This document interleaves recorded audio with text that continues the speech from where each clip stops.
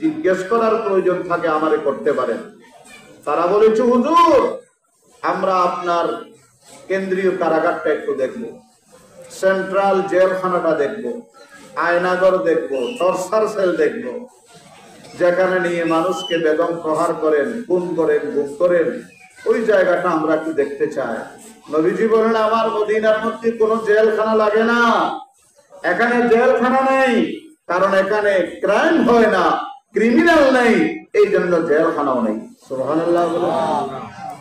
তারা অবাক হয়ে গেছে, পৃথিবীতে এমন একটি ইসলামী স্টেট কায়েম করলেন যেখানে কোনো অপরাধ নেই, অপরাধী নেই, অপরাধ দমনের জন্য আল্লাহু আকবার কোনো ক্রাইম জোন নেই, অতএব এখানে জেলখানাও নেই। আল্লাহু আকবার বলেন। এগুলা কি বাস্তব না অবাস্তব? বাস্তব। মুহতারাম হাজিরিনের পরে আল্লাহর নবী বললেন, তোমরা